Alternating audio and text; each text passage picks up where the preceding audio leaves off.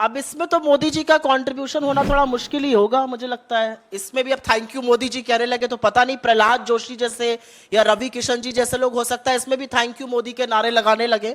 अब मुझे लगता है जनसंख्या बढ़ गई, उसमें मोदी जी का तो कंट्रीब्यूशन मुश्किल है, इसमें थैंक यू मोदी जी नहीं कहा जा सकता। लेकिन मेरा इस जनसंख्या के बढ़ने से आगे एक तथ्य है और इसमें एक सवाल है। जनसंख्या बढ़ रही है, हम विश्व के सबसे युवा राष्ट्र भी बन रहे हैं, हमारे युवाओं के लिए रोजगार कहां है? हम दुनिया के सबसे युवा राष्ट्र बन रहे हैं। जिसको डेमोग्राफिक डिविडेंड कहा जाता था वो आज डेमोग्राफिक डिजास्टर बन सकता है, क्योंकि हमारे युवाओं के पास रोजगार नहीं है, उनके रोजगार की कोई चर्चा नहीं है, उनके रोजगार की कोई बात नहीं है। वो रोजगार मांगते हैं तो उनको लाठियां चलाई जाती हैं। वो एग्जाम लिखने जाते हैं रोजगार के लिए, वो पेपर लीक भाजपाई करा देते हैं। वो एग्जाम लिखने जाते हैं, वहां पर पता चलता है परीक्षा निरस्त हो गई, अब सालों साल कोर्ट में बीत रहा है। हमारे बच्चे जब रोजगार मांगते हैं तो उनको हिदायत दी जाती है पकौड़ा तल लो।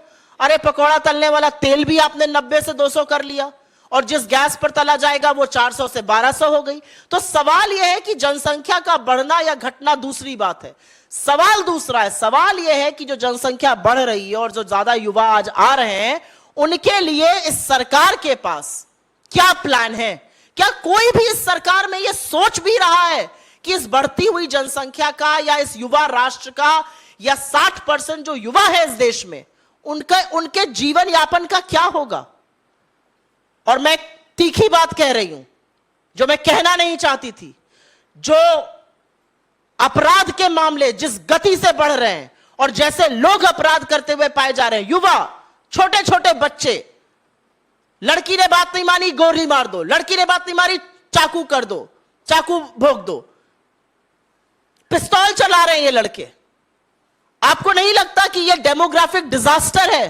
क्योंकि इन युवाओं के पास रोजगार नहीं है। जिस व्यक्ति के पास भी रोजगार होता है, काम करने का कोई जरिया होता है, वो उस पर ध्यान देता है। खाली दिमाग शैतान का घर होता है। इसके बारे में चर्चा जरूर होनी चाहिए। सिर्फ कोर्ट ही नहीं, यह देश भी पूछता है कि आज वो बिल्किस है, कल वो कोई भी और हो सकता है। वो हम में से यहां पर बैठी हुई कोई भी महिला हो सकती है, वो सड़क पर आपकी बहन हो सकती है, वो कोई भी महिला इस देश की हो सकती है जिसके खिलाफ इतना जघन्य अपराध हुआ हो। अपराध छोटा मोटा नहीं था, अपराध सिर्फ गैंगरेप नहीं था। एक औरत ने जिसने 2 दिन पहले बच्चा जाया था, उसके साथ रेप हुआ, उसके बच्चे की हत्या हुई। उसकी 3 साल की बच्ची का सिर फोड़ दिया गया दीवार पर। परिवार के 11 सदस्यों की हत्या हुई। कोई सोच सकता है उसने क्या झेला इन सालों में? और उसके बाद सरकार कहती है, गुजरात की सरकार और केंद्र की सरकार, कि ये फाइल्स प्रिविलेज है। क्या प्रिविलेज है इसमें? यह नेशनल सिक्योरिटी का मामला है, यह राष्ट्रीय सुरक्षा का मामला है, यह एक महिला की अस्मिता, एक महिला के हक, उस जघन्य अपराध के खिलाफ इस देश की आत्मा का मामला है। आपको सच बताना पड़ेगा, किस आधार पर आपने इतने जघन्य अपराधियों को रिलीज किया और किस आधार पर आपके लोगों ने उन्हें संस्कारी कहा।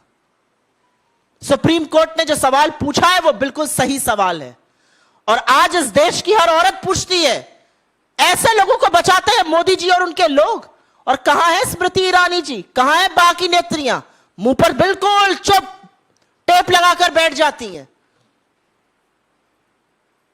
आज जो सुप्रीम कोर्ट ने सवाल पूछा है वो इस देश की आत्मा को झकझोरता है सवाल, कि कल बिल्किस है, आज कोई और हो सकता है।